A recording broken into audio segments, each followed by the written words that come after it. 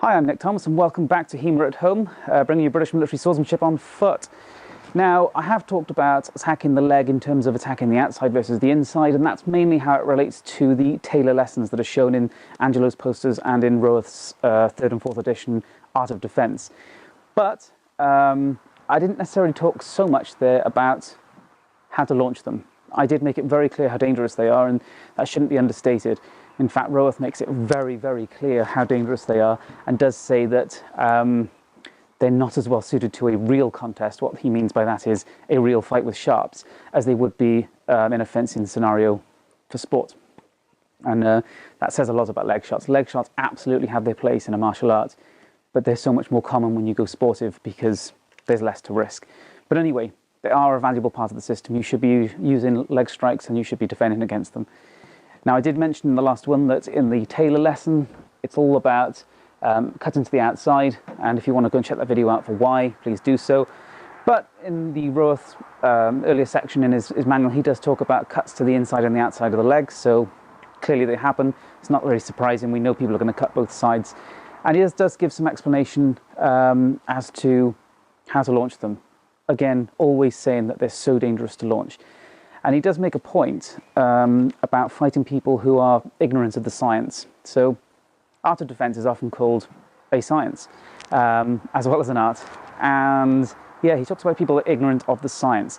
Now, what that means is, when you learn a martial art like the art of defense, British military swordsmanship, you learn prescribed responses for certain actions. There might be multiple versions, but you learn to do things a certain way based on what your opponent is doing. A person that is ignorant doesn't. They do whatever comes to mind, whatever they fancy doing, whatever they think will basically get them through the fight, whatever they think might just destroy their opponent, all kinds of things. So they don't necessarily act in the way that you would expect somebody to respond to certain actions. And what that means specifically in this section, and he says it outright, is if you strike towards somebody's legs who is ignorant of the science, they won't even defend. They'll actually take that leg shot and just cut at your arm or your head. Now, somebody who was not ignorant of the science should have slipped the leg back and either come up into a guard of St. George or use a timed cut or thrust. But yes, there are people ignorant of the art, absolutely. And there are also people that just make mistakes or don't see certain things coming, think they can get away with it. There's all kinds of reasons why you might be able to land a leg shot but get pummeled straight onto the head. And you know, it's not exactly ideal. You would never want to give that up.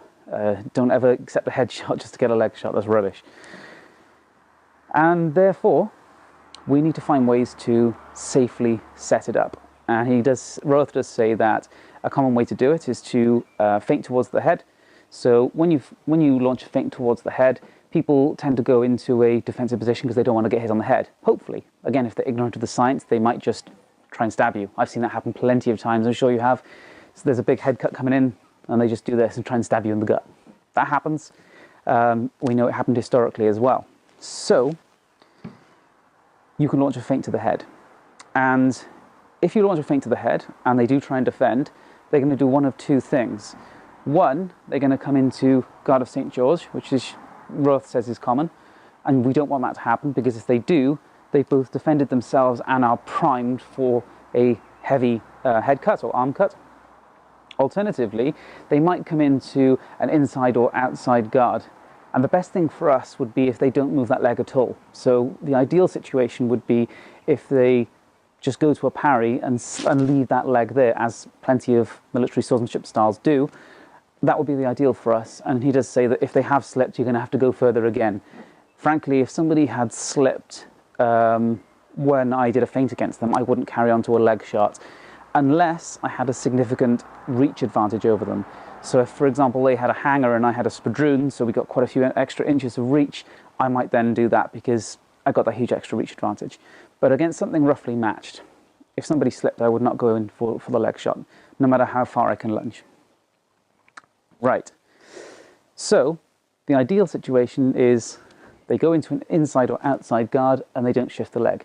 If they do shift the leg, I don't recommend going for it. And if they've gone into Guard of St. George with or without a shift of the leg, wouldn't recommend going for that leg shot. Whenever you are doing any action, feint attack or whatever else, and it seems dangerous to you, as in there's a likelihood you're going to get hit or doubled or whatever else, there's no shame in pulling back, resetting to guard, go into a defensive posture, go into a parry, and reevaluate the situation. Okay, it's better for nobody to get hit than both of you or just you. Now, we can launch a feint to the head.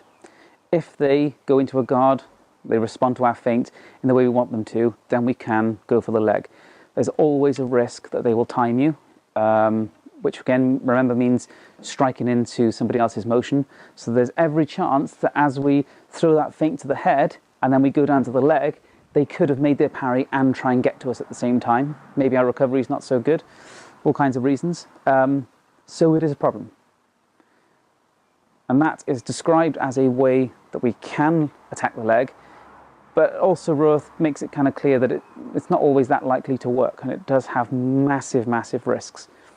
So both people who are ignorant of the science and who are trained in the science are quite likely to just pummel you straight in the arm or the head for a range of different reasons. But anyway, it can work. So you can throw a cut to the head, go straight to the leg, and get back to guard. And that's also one of the most important points to mention all the way through Roworth, actually, is no matter what you've just done, no matter how much damage you think you just inflicted to the opponent, get back to a safe guard position. So don't land against the leg and then just, amble back lazily. The moment you hit the leg, as you're recovering, come into a strong guard. Hanging guard is excellent, but inside, outside, hanging, they're usually your best options at that point. And I cannot reiterate that enough. Now, that is attacking the leg with a feint. There is another good way that we can attack the leg, and that is after a parry. So when we are at wide measure, so we're at normal fighting distance, the defender has time to respond. Once a parry has been made, you're in closer measure, and what happens then is there's less time to respond, for both of you actually. So it is risky, and that is why normally under these systems it's only one attack per action, so one attack per lunge, and you get to recover or you step and do another attack. That's the general rule to keep you safe. There are some exceptions to that rule. So a counter time technique, for example, that is shown in the tailor lessons and then described also in the Roworth manual, not just in his tailor lessons, but in an earlier section as well. He describes how you can use a counter to go for the legs. Now, there is a way that can be done, and that is we throw for the leg, throw a cut to the leg, parry it and guard of St. George, and then we do the same again. So we're building up a repetition. So from this position, we feint to the leg. We come back to parry. We then feint again. We stay in our lunge position and take the parry, and then go straight back to the leg before coming back into guard. Now, the reason that has worked is we've built a repetition where they're expecting certain things, and we are going for their leg underneath an extended position. So we have to know they're coming for our head. If we're staying in a lunge position and making a parry, we have to be absolutely confident about what they're doing. So we've just read their responses, we know what they're going to reply with, and we're offering ourselves to them. So it comes with its own risks, of course, but yeah, that is the method shown in Taylor, described in Roworth. So when you want to attack the legs, the best ways to do it are launch a feint, and if they respond in the way you want them to, then go for the leg shot and get out into guard. Otherwise, do it from a parry position. So, that is a good alternative. And if they're used to you slipping and you stayed here, they're going to have lunged to come into this head cut. So their leg is now going to be very close to you. So you can, from here, throw to the leg, come back into guard of St. George, throw again, but once they come back, stay in your fixed position, take the parry, cut to the leg, and come back into guard position.